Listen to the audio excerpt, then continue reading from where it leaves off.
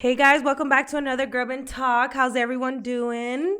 Ooh, good. What's Good. up? We have Frankie over here. Yeah. Long time no see, Frankie. It's been a minute. a cool minute. A long minute. Ooh. We have Monica. Hi, how are you doing? Good. How are you guys? Ooh, good so Juanito. far. What up? I'm back. I guess I'm Juanito now. We just gave you a new nickname, all right? Hey, Just take it. it's in my contract. We have contracts. So, hold up. Hold like the Snoop Dogg song. Hold up. Way.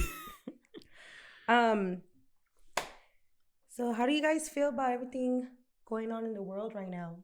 You know, Yeah. 'cause- Seems like there's always something going on. Yeah, And usually especially negative. like 2020, like dude, it's like Yeah. one thing after another Yeah, after another. It's especially with that thing in Beirut. Mhm. like, we need a break.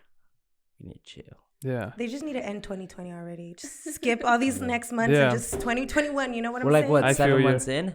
Oh yeah. Yep. At 7. Hey, we're Eight. past halfway there. 8 actually. Hey, you're still in July. I don't know. Bro, is mine still in That's July? how tough That's a it is. mood. That's a mood right there. So I wanted to ask you guys a little question. How do you guys Mm-hmm. feel about immigration, DACA, all that stuff that's going on with that? Ooh. What's your opinion on it? Ooh, who wants to go first? Well, I mean, I support DACA and all that, but I don't like the I guess the way ICE is going with things right now. Okay. Or with what they've been doing the past couple of years. I don't really support any of that. So I feel you how they've been taking away their kids from their families. Mhm. And I feel like they're hiding a lot of things, and they're not showing us. And it sucks because it's like, what are we going to do? Like, what can we do? We can't really do much about it, Just bring awareness pretty much. Exactly. And yeah, also like how all those kids are just missing and they don't know exactly where they're at. It's kind of like suspicious. Yeah, like how do you lose? Like how many kids was it that they lost the first time? Like 1,500. Yeah. How the hell do you lose 1,500 kids just like that? You're the federal government. Exactly. 15, wait, what? Was it 1,500? 1,500?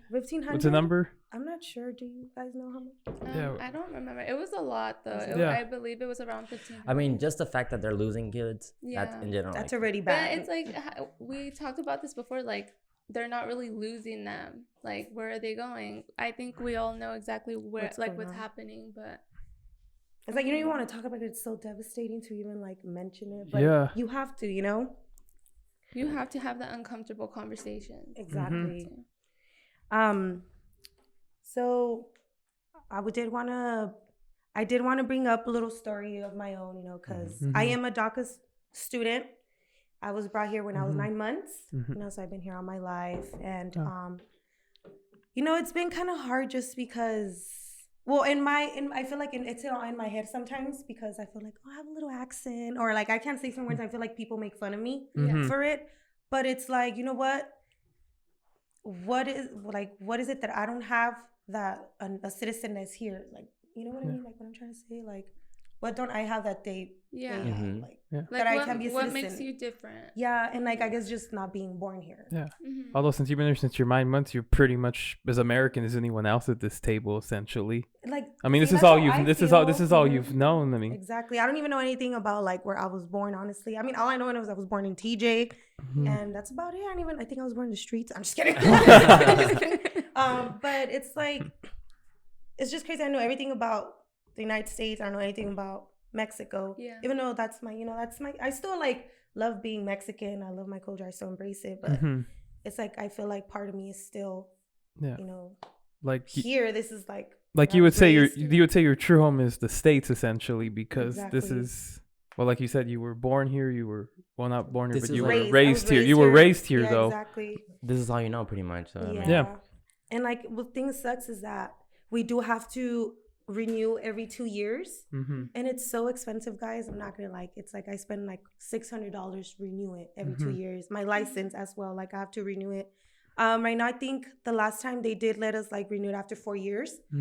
So, but like you guys renew it like every 4 years, like regular citizen, what do you guys like? Do you guys have to renew Like our it? license? Like or- our license, well, Yeah. I think don't says know. after just our identification, which is like after a couple of years. a Like, couple Yeah. years, or like our passports, but like I anything think the else, passport's we like 10 years really, or something like yeah, that. it's 5 years when you're a minor, 10 years when you're 10 years once you're above the age of 16. So for your DACA, you have to do it every 2 years? Every 2 years I have to renew it. And then I started this, I believe it started back in like 2000, I don't know if it was it 2014? 2014. Yeah.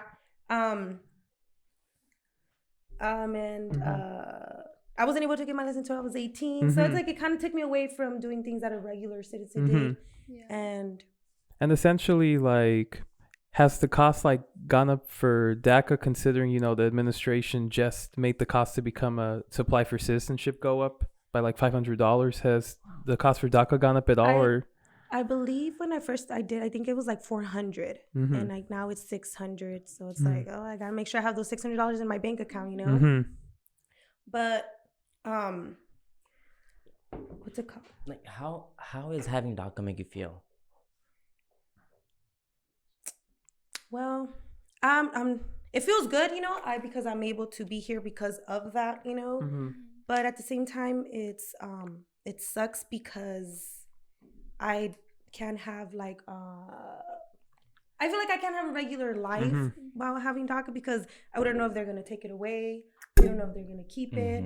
I don't know if they're just gonna throw me out. You just never know with DACA, because it was something that I believe Obama had approved, and like now Trump wants to take it away. But did you hear, you guys for the most part are protected for now because the Supreme Court ruled it was constitutional. So the current administration can't really do much about DACA as much as they would really want to get rid of it. Exactly. They really can't. And I believe Trump had said he wanted to help us become citizen, like the DACA people. Like a pathway to citizenship. Yes, but I believe it's all BS, just because he wants us to like vote, well, not me, but you know, people to vote for him. So essentially, like a public relations stunt, so where it's like, oh look, he gave us the pathway. When we become citizens, we'll remember him and we'll vote for him and that party. Exactly. And like I believe, like also, I feel like some people are afraid to say like, oh, I'm a DACA student, because they're afraid of racism, you know, and like. Sometimes I do feel like that. I'm like, oh, should I say I wasn't born here, or should I share my story to someone? Because I did have like an encounter with a person, like an older white person, and this is my first time talking about politicals with someone. I was just like, I know, I'm just gonna go in, you know, and it was her and her daughter, and her daughter just made me feel that I didn't belong here. And it hurt, because I'm like, why? She's like, you know what? I'm not even gonna say anything, and she just walked away. I was like, okay. Where did this happen, if you don't mind me asking? It was at a friend's house, so it was just like, damn, that's messed up. Yeah, I was like, I mean, I don't have anything against my friends, and I don't have anything against them. I believe everybody has their own opinion. I'm no one to judge, you know, but if they want to judge me, then that's on them. Yeah. But I see what you mean. yeah, Like, it's just crazy how some people can be so like ugly, like, you know, all these videos, you know, because a lot of people from DACA have been, you know, they've accomplished great things in this country, you know, stuff that a lot of citizens, you know, wouldn't have, you know, been able to, or that they haven't been able to. And it's like amazing, like, you know, just go in the YouTube comments and you'll see all the racism right there. Like, there's this one video of this scholar. She was on DACA. They brought her here when she was 2 or 3. She literally was becoming a civil engineer, was getting her doctorate. And people were still pissed at her. Like, they were saying, well, then, and someone straight up asked, because, you know, there was a fight in the comments, like, well, what do you recommend she could do? Well, when she found out, she should have, you know, self-deported herself because it was the right thing to do. But I'm like, how naive can you be? That is so messed up, because she's trying to make a living out of herself, and she graduated. Yeah. Like, what? She graduated. She's doing good. She's doing good. You know, she's a civil engineer, you know, doing something to help the public. She's paying all these taxes. Exactly. She's not putting anyone in danger. She's not doing any crimes, anything. And I believe people have this like mentality about Mexicans or else Latinos, like, oh, I feel like, oh, they're whack, like they don't work. I'm like, if you see like around the corner, all you see is Mexicans working. You know, like, oh, it's either like flowers, or it's always something. They always find a way to make money rather than just ask for it, and that's something that. And then I think that's awesome as being a strong Yeah. Mexican. Yeah. And then a lot of people, like, you know, that hate the whole DACA thing because they think it's anybody who's Mexican or anybody who has a descendancy from Latin America. They forget that DACA means, you know, it applies to anybody from any country who was brought here as a child. I mean, Exactly. another thing I saw on Twitter, you know, when the whole DACA thing came out, it was this Eastern European celebrity. Sadly, I forget his name, but they were somebody was like commenting on Twitter like, oh, you know, people from DACA, they don't pay tax, they don't pay any of that. He's like, really? So me, and then he said, really? So me as a celebrity, the $400,000 I paid in taxes means nothing to you guys then? Exactly. And I feel like it doesn't. It's just like, you know what, because they're Mexican or whatever. Mm-hmm. Yeah, and like I mean, they also do contribute to tax and stuff that like. So if you think about it, if they were to, God forbid, get deported, like that's a lot of money going away from taxes. Yeah, and So it confusing me too because you know how people are like, well, if they're here, they should, you know, be paying like taxes and all that. And it's like, well, you know, they're contributing to the economy as well. Yeah, I know, and also there's this YouTuber called David Dobrik. Okay. He's also on DACA. Oh, Yeah. is he? I didn't know that. Yeah, Wow. and like he, when the whole thing with Trump was going on, and he wanted, he said that he in taxes he paid $4 million in taxes. Like just think about it, like how many other people that are on DACA are making lots of money, and how much they're contributing to this. Yeah. Yeah. That's so I didn't true. know that. I didn't know he was. Yeah, Where he's was open he? about it too. Where is Yeah, he? Wow. I don't really Yeah. follow him like Yeah. that, but where was he born? Do you know? Yeah. Where was he? From Yeah, I don't- Slovakia. Slovakia. Oh, from Oh, Slovakia. Mm-hmm. Okay. Wow, that's Okay, David. interesting. Yeah. Wow, I didn't know. He was That's raised in interesting. Chicago, and then he moved out Yeah. here when Vine started. Oh, Ah. I remember Vine. Those were the days. Throwback to the good old days. I know. Well, not good old days for everybody, but you guys get the idea. Yeah. But I wanted to mention something that I know you guys have seen this like viral videos going around where people are telling Mexican people speak English, you're in America, or anything like that, and that really irks me. Like that drives me crazy because I'm like, why are you so offended by someone speaking a different language? Yeah. Like, is it because either you don't know another language, so you feel like you don't have enough like intelligence or something to be able to speak like that, or is it that you really don't like the person that's speaking a different language? You get what I'm saying? Yeah. Or it's like they feel threatened just from hearing something else. Since they don't understand, they're like, Yeah. oh, they're talking. Even though it's supposedly English is just a de facto language here in the country, yeah, there I is no, you know, There's no it's not an native- official, There's no it's not an Yeah. official language at the federal level. You know, like compared to other countries, like, you know, for example, in Canada, the official languages are English and French at that level. Here, it's basically a free for all. Yeah. You know what? Now that Monica mentioned the whole, like, you know, speak English here in America. I remembering back when I was in 9th grade, when I used to go to Colony. I was in ceramics class, and my teacher was a white female American. And I was speaking Spanish with my friend in there. And at the time, you know, I was younger, you know, and I didn't know racism was bad. You know, I didn't really think anything of it at the moment. And all of a sudden I hear, hey, Olga, stop speaking Spanish. You're not in Spanish class. I was like, From your teacher. yeah. I was like, and at the moment I was just like, okay, like, you know, okay, I'm just gonna, you know, shut up. But I was just like, whoa, like now that I think about it and everything that's going on, I'm like, that was racism. Like, what's wrong with me speaking Spanish? Like, that was my first language. Of course I'm gonna embrace it. Of course I'm gonna talk like in Spanish. I love talking in Spanish. I'd rather talk in Spanish than in English. Yeah. So así voy, but I'm just Sí que más? Sí que más? And it's just, and at the same time, I feel like people like say like, oh, why don't you become a citizen? Or, you know, it's not even easy now. it's a I think they make it process. so hard nowadays. Yeah. They make it hard for a reason. They make it hard for you. Yeah. Or like mama said, ya cásate, get married. Oh, the whole I'm like- pandemic. When I was in high school, like my economics teacher, he had us take the test, well, a couple answers from it, questions, and it's crazy because like that test that you take, you have to know so much about history and like the things that happen in America, and it's like we failed. There's no one in that class that passed it, and it was just a fraction of that test. Whew. So it goes to show like how hard it is and like Yeah. what they have to know Yeah, when the average American doesn't even know it. You know, Exactly. That's crazy. and then, you know, if it was up to them, like Trump said in the future, maybe he wanted to move to more like a merit-based system, which is, well, here's another example. Canada, they have a merit-based system. It's actually harder to be a citizen up there than here because it's based on the point system. Like, do you know the de facto language, how you score in history, if you're young, if you have a degree? And I'm like, if they were to do that here, that would drastically cut the immigration test, because not everybody would be able to make they would be able to get to because it's a point system. You have to score a certain amount of points on it just to be considered, and it's really like is geared towards richer educated immigrants, which well, it's controversial up there. Some people say it's unfair because people are at a disadvantage at that. Other people are saying it's how it should be, just depending on the public perception of it. And I'm not gonna I've never really looked into like the whole citizenship myself, just because I'm like, oh my god, it's so expensive. So I just stressed myself out because I know it's like over $10,000 to pay for that.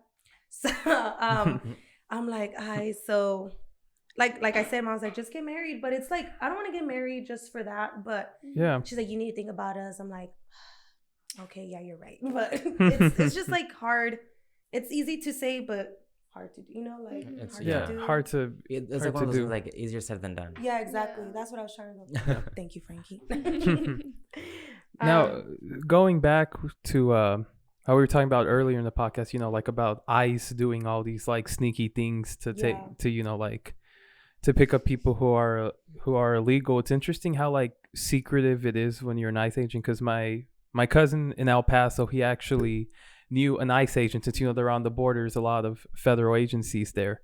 They're not even allowed to tell people that they work for ICE because they're not allowed to, kind of like how you work for the CIA. You're not allowed to tell anybody because the job's so like secretive, and supposedly for their safety and their family safety. Because if you find you work for ICE, people are going to want to beat you in the middle of the streets, especially here in California, where I would say we're very anti-ICE. That's true. Yeah, because like I was watching Immigration Nation on Netflix, their documentary, and also on there, like all the officers, they have their first name, but their last name is crossed out for that same reason. Wow. And supposedly, because you're considered federal law enforcement, you have to have your name identification. Yeah. And then also it makes you think all the higher ups making them do these kind of things, not every federal agent agrees with it. Like, for example, like Border Patrol, which is ironically, it's 50% Hispanic.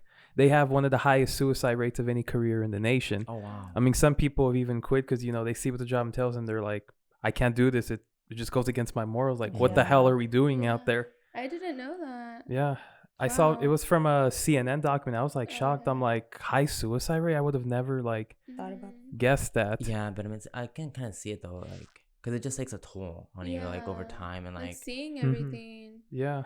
Like, people are like at their probably like most vulnerable. They're trying to come over here and make something better for themselves, and like you're the ones to tell them like no and go back, type of thing. So yeah, or sometimes you have to make a decision where it's like, oh my, my upper command is telling me to do this, but morally I'm like, this isn't the right thing to do. Yeah. Like remember when they had the federal agents in Portland during the protest, and all, they were just grabbing people off the street. Yeah. A lot of the agents were complaining as well, like, this isn't what I signed up for. Or like, it's sad when like people go, like, I believe ICE goes to like the door, to like their doors, and try to knock it down, be like, we're taking you, and or I've seen a lot of stories like that. Or falsifying that they're like a medical doctor or something, and then boom, you're in handcuffs because you let them into. You lied to me. Yeah. You know what I mean? That's scary. That's like, I think, another big thing, like getting deported for, like being, well, you can't get deported if you're in, in DACA or anything, but like, I feel like they feel entitled, like, you know what, she wasn't born here, so I'm just gonna take her away, Yeah. And it's kind of scary just walking like the streets, like anyone, can just grab you. Or... That's true. And like, going back to the documentary, there was it was like the first episode where they show like them going into the houses, and as long as they get invited in, then it's perfectly fine. So there's some places where they go just for a specific person, and they find out there's other immigrants in there. Some officers will just go ahead and just grab that one specific person, while others will just take the other ones as collateral. And it's just like it's crazy. Like, it's upsetting. It is like, I mean, me being in that situation, if I were that, I would just get that one person, because I mean, just because of that person, everyone else is kind of. Do you know if Well, I know the laws are different for, like municipal and like state and law and federal law enforcement, because they're considered federal law enforcement. Can they legally do that? Like if they're going for one individual, can they just arrest any other? Like, is that legally allowed? Well, I mean, the document, I don't know. Yeah, they were doing it. They would call their commander and they're like, okay, so we found this person, but there's all the other people here. They're like, okay, take mass collateral. Ouch. Yeah. And like the way that officer just like looks at her coworkers and she's like, yeah, take mass collateral. Like they were happy about it. Yeah, they felt good doing like it. It's like the more people they got, the more they felt like superior, or I don't know. It was so uncomfortable seeing that, just because, like he said, when she would look over, it's like collateral. Yeah, let's do this type of thing. Like let's take everyone. I'm like, how can you be so? Yeah. I don't know, like unjust about it. It's like these people, like you don't even have these people on the list, and you're gonna take them too. I don't know. It's just like the whole unfair thing, because a lot of they know what they sign up for. They know they're just enforcing the laws essentially that were established, even though that can be debated from a from like a moral like background. And that's another thing. I know so many people are like, well, that's my job, I have to do it. I'm like, well, if you don't like it, why don't you get a different job? Like, why don't you work somewhere else?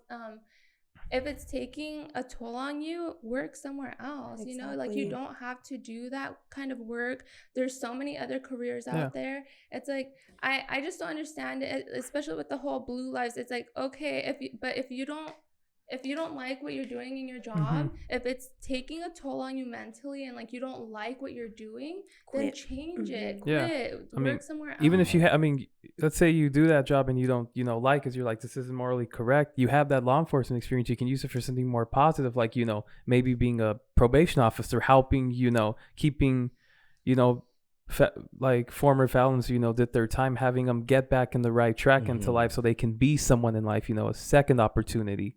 Not, dragging someone out of their home who's been here for years. But maybe deep down, what if, like, you never know, what if that's really what they want to do? Like, it makes them, like, feel good deep down inside, but they just want to say, like, it's not what I want to do.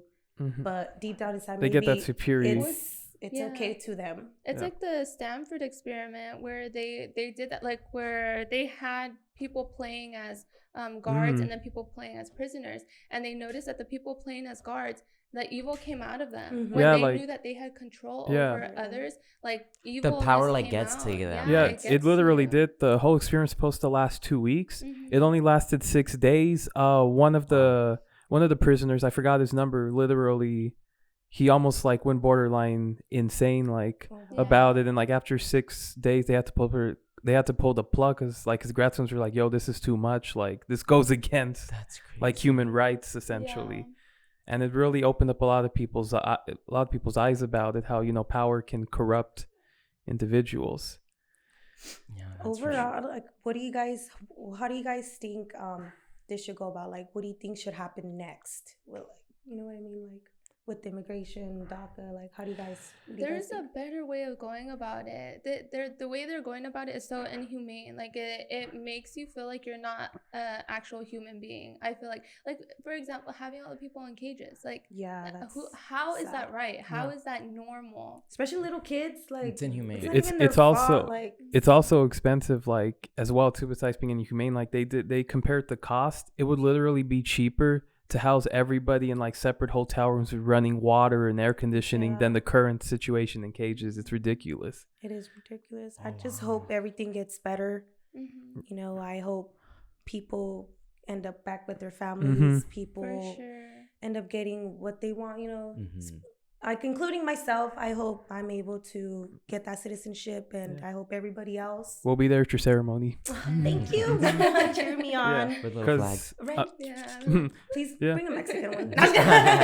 That's how I was when my dad finally gained citizenship, and I was like, 1 year old. My mom has a picture, and I'm just there with the little American flag, like, hey. You're like, I guess. Yeah, because based how I see it, like, no matter what you do, immigration will never cease to exist. It will never stop, no matter how many walls you build. I even argue, even if you put snipers at the border, immigration will never stop. Yeah, I agree. As long as there's a thrive to provide, a better life for your family and yourself. Exactly. That's why we came here, right? For the American life. But I thank you guys for sharing your guys' opinion. I appreciate it. Thank you for sharing your story. Yes, thank you. I wanted to cry, but I held it in. Strong Mexican. But I hope you guys enjoyed this podcast. And I will see you guys in the next episode of Grub'N Talk. And please help us reach 100 subscribers. We're almost there. And let us know what topics you would like us to discuss in the future. Nothing is too controversial for us. And don't forget to turn on your notifications. And, wait. Thank you guys for watching. Let's go. Go Mexico. Hey, we needed some humor from it after that. That's some dark topics. So stay safe, everybody, and see you guys next time. Later. Thank you again.